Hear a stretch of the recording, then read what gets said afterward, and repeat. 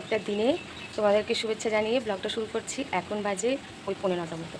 আর এদিকে আমি সমস্ত বাসি কাজ সেরে রান্নাঘরে চলে গিয়েছি। তো রান্নাঘরে এখন রান্না বসিয়ে দিয়েছি। চলো কি রান্না হচ্ছে তোমাদেরকে দেখানো যাবে। তার আগে দেখো আকাশটা পুরো মেঘে হেঁটে এসেছে। আর আমি কিছু জামা কাপড় এখন সকাল সকাল বাইরে মেলে দিয়েছি, কিন্তু বেশিক্ষণ আর মেলে তো রাখা যাবে না মনে হচ্ছে। এক্ষুনি বাবু এখানে আমাকে কুমড়ো কেটে দিচ্ছিল। এই যে আমার এখানে হাতটা না একটু কেটে গেছে, তাই ওকে দিয়ে কুমড়োটা কাটাচ্ছি। আর এখানে আছে বিরমি শাক, বিরমি শাক ভাজা হবে। ডাল বসিয়ে দিয়েছি। আর এখানে এই যে ভাতটা কিন্তু হতে যাচ্ছে, আর একটু হলেই ভাতটা হয়ে যাবে। আর এই চালটা যে ফুটতে কত দেরি হয় বন্ধুরা, আমি 8টার সময় ভাত বসি, এখন 9:45 বাজে। কুমড়োটাকে এবার ধুয়ে নিচ্ছি।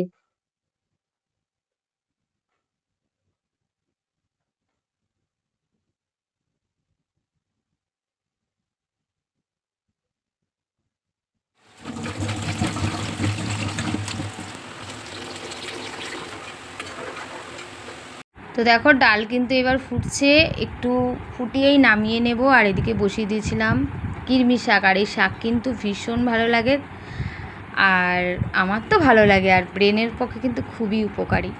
তারপরে এখন কিন্তু ডাল হয়ে গেছে, এবার ডালটাকে আমি নামিয়ে নিচ্ছি।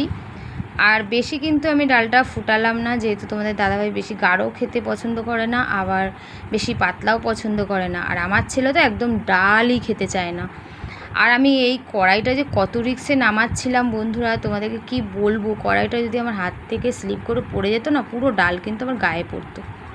তারপর ঘরের সমস্ত কাজ বা সব রেডি করে স্নান করে বেরিয়ে পড়েছে। অনেকটাই দেরি হয়ে গেছে, তাই আর খাওয়ার সময় পাইনি।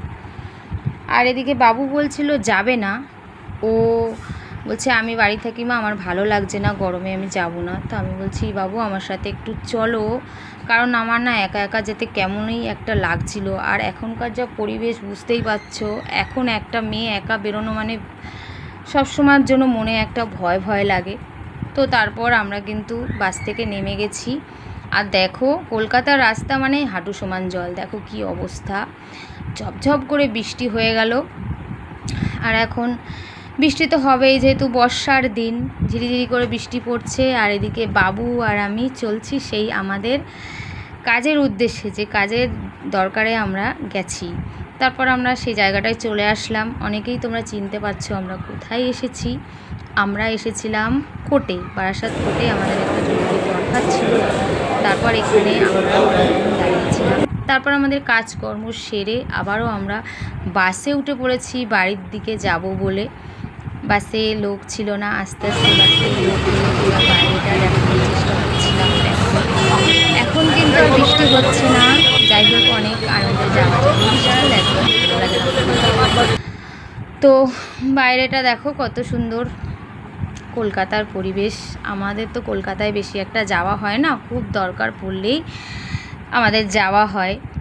তারপর বাস থেকে নেমে বলছে বাবু বলছে মা এই দোকানে এগরোলটা খুব সুন্দর বানায়, তুমি কি খাবে? তা আমি বললাম যে না আমি খাবো না, আমি বাইরের জিনিস খুব একটা পছন্দ করি না।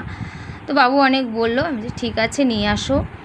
তাই ও এখন এগরোলের দোকানে লাইন দিয়েছে। বুঝতেই পারছো এই দোকানের এগরোল কিন্তু ফেমাস। তারপর এখন এগরোলটা কিন্তু নিয়ে নিলাম। তো বন্ধুরা অনেকক্ষণ এসেছি, এসে আমার সাথে যা ঘটনা ঘটলো কি বলবো তোমাদের। এমনি তো সকাল থেকে সারাদিন না খাওয়া, সারাদিন তো ওখানে হচ্ছে দাঁড়িয়ে দাঁড়িয়ে কাটলো। তারপর বাড়ি এসেছি, এসে সারা রাস্তা ভালোভাবে কোনো জায়গায় কিছু হলো না। বাড়ি এসে যখন আমি বাইরের কলপারে মানে বাথরুমে হাত মুখ ধুতে যাবো, তখনই দরজার সামনে পড়ে গেছি। পড়ে যাওয়াতে এই আঙুলে দেখো লাগলো, এই আঙুলটা ব্যথা। এমনিতেই পায়ে চোট আছে, সেখানেও ব্যথা লাগছে, মানে ব্যথা লেগেছে, এখন ব্যথা লাগছে। তারপর যাই হোক এই ঘরটা মুছলাম, এই ঘরটা মোছা বাকি ছিল, এই ঘরটা আমি মুছিয়ে রেখে গেছিলাম। মুছে তারপরে একটু স্নান করে শুয়ে পড়েছি। আর তোমাদের সামনে আসা হয়নি, এখন আসলাম। আর এগ রোলটা নিয়ে এসেছিলাম, সেটাই খেয়ে নিয়েছিলাম। আর বাবু এই যে শুয়ে রয়েছে, শুয়ে ফোন দেখছে, ও ক্লান্ত। ও মোটামুটি না খেয়ে একদমই থাকতে পারে না, তার উপরে সারাদিন আজকে না খাওয়া। সকালবেলায় জাস্ট হচ্ছে 1 কাপ চা আর কটা নিমকি মুড়ি খাওয়া হয়েছিল, তারপরে আমি ভাত খাইনি। আমি এমনিতে সকালে খাই না, আর আমার ছেলেও খায় না, 2 একদিন খায় হয়তো। তো আজকে ডাল হয়েছে বলে আজকে খাইনি।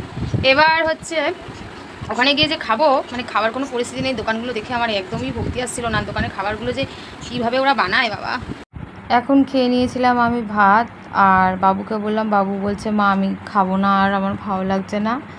তো চলো বন্ধুরা, ভিডিওটা এখানেই শেষ করছি। সবাই ভালো থাকবে, সুস্থ থাকবে। আজকে শরীর একদম ভালো লাগছে না, আর আজকের ব্লগটা অনেকটাই ছোট হয়ে গেল। ঠিক আছে, তো চলো, গুড নাইট। সবাই ভালো থেকো, সুস্থ থেকো। আবার দেখা হবে একটা নতুন ব্লগের সঙ্গে। আজকের মতো গুড নাইট।